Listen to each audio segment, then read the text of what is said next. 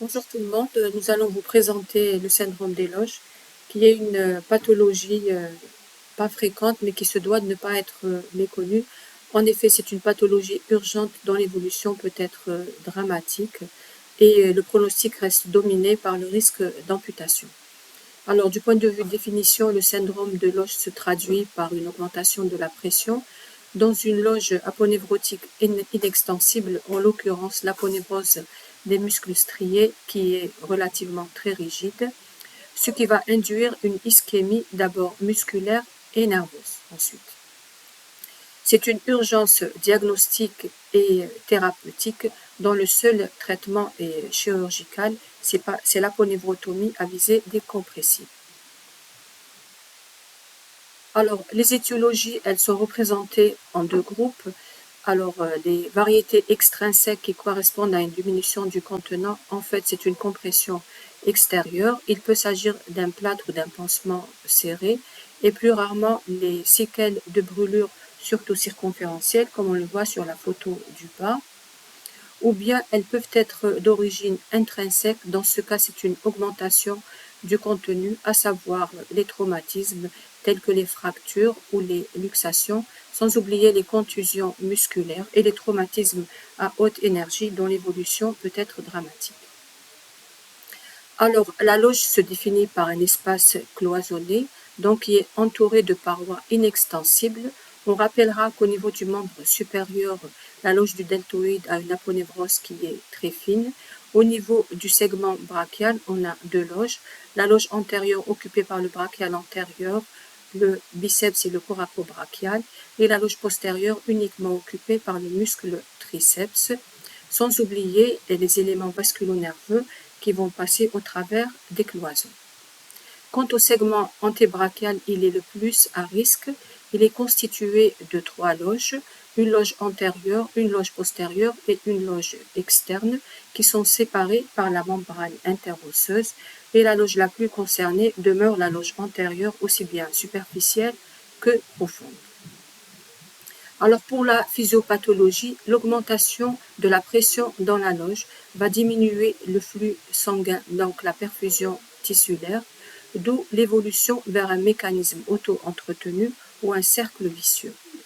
Alors l'augmentation de la perfusion ou de la pression va diminuer la perfusion tissulaire, à l'origine d'une compression des artérioles et des capillaires, d'où l'ischémie. Donc cette ischémie va être à l'origine d'une augmentation de la perméabilité capillaire avec fuite, d'où la réalisation de l'œdème. Alors la symptomatologie clinique, elle est dominée essentiellement par une douleur intense à type de broiement ou de brûlure, qui va être exagérée à la mobilisation passive des extrémités. Secondairement, va apparaître un endolorissement qui correspond à la compression ou à la souffrance des structures nerveuses, d'abord les éléments sensitifs, ensuite les éléments moteurs. Alors les éléments moteurs vont se manifester par une parésie qui est une diminution de la force, ensuite une paralysie totale. On rappelle néanmoins que les signes vasculaires sont caractérisés par leur absence au cours du syndrome des loges, mais l'absence du pouls justifie en extrême urgence le recours actuellement à l'angioscanner. Alors, la prise de la pression intracompartimentale, elle est utile au diagnostic, mais elle n'est pas nécessaire. Elle peut demeurer indiquée dans les cas litigieux et elle permettra de poser le diagnostic et surtout le traitement chirurgical en urgence. En plus du syndrome de loge aiguë, on rappelle qu'il existe également un syndrome de loge chronique qui est fréquent chez les sportifs de haut niveau. Il est caractérisé par sa réversibilité. Son signe clinique principal est une douleur qui apparaît uniquement à l'effort et qui cède dès l'arrêt de l'effort. Donc, on peut retrouver cette pathologie également chez les travailleurs manuels et elle est due à une contraction prolongée des structures musculaires avec de courtes périodes de relâchement. Alors, la symptomatologie clinique du syndrome des loges chroniques, donc en plus de douleurs, est associée à des crampes et à des paresthésies. Ces douleurs vont être de plus en plus précoces, imposant l'arrêt de l'effort. Et à l'examen clinique, on retrouve une difficulté de relâcher les doigts en flexion. Le diagnostic positif du syndrome des loges chroniques repose sur la prise des pressions intracompartimentales à l'intérieur de toutes les loges musculaires. Les examens complémentaires ne sont pas nécessaires, donc en dehors de la prise des pressions. Néanmoins, l'IRM peut être utile à la recherche d'une anomalie musculaire, telle qu'une duplicité musculaire. Le diagnostic différentiel du syndrome des loges chroniques, sachant qu'il s'agit de sportifs parfois de haut niveau, c'est des fractures de fatigue et plus rarement des syndromes canalaires. Le traitement du syndrome de loge chronique, il est également chirurgical, mais il consiste en une libération endoscopique. La principale complication est le risque de récidive dû à des adhérences au niveau de l'aponévrose. Pour le traitement du syndrome des loges aiguës, il repose essentiellement sur la prévention. Donc, lors d'une immobilisation plâtrée, il faut respecter le temps de séchage du plâtre avant toute sollicitation mécanique.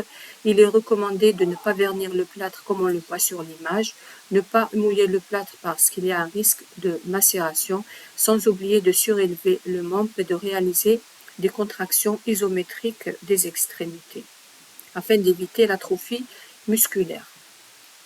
Devant la moindre suspicion d'un syndrome des loges, il faut lever la compression, ôter le plâtre en toute urgence et en cas de non-récupération sans éthymomotrice, la mesure des pressions peut être indiquée, mais comme nous l'avons dit, elle n'est pas nécessaire et il convient dans tous les cas de réaliser une libération chirurgicale extrêmement urgente de toutes les loges musculaires. La chirurgie, elle est recommandée avant 6 heures, c'est-à-dire avant les signes de nécrose musculaire ou nerveuse. Donc, réalisée dans les délais, elle permet une restitution ad integrum afin d'éviter la complication définissant le syndrome de Volkmann, qui est une rétraction ischémique des loges musculaires, notamment au niveau de la face antérieure de l'avant-bras, comme nous l'avons vu sur cette image du bas.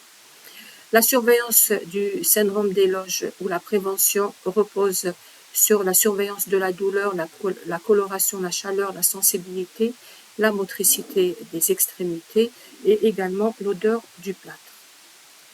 En conclusion, le syndrome des loges est une urgence diagnostique et thérapeutique. Les implications médico-légales sont graves. Il se manifeste cliniquement par une douleur sans commune mesure avec le traumatisme. Elle est relativement morphino-résistante. La manœuvre de stretch permet d'identifier la loge. L'étiologie prédominante chez les enfants demeure les fractures supracondyliennes. En cas de tout retard diagnostique ou thérapeutique, les lésions peuvent être irréversibles et graves. Quant au syndrome des loges chroniques, il faut savoir l'évoquer notamment chez le sportif d'endurance. Et cliniquement, où le diagnostic précis repose sur la prise des pressions avant et après l'effort. Et dans tous les cas, que ce soit pour la forme aiguë ou pour la forme chronique, le meilleur traitement reste la prévention.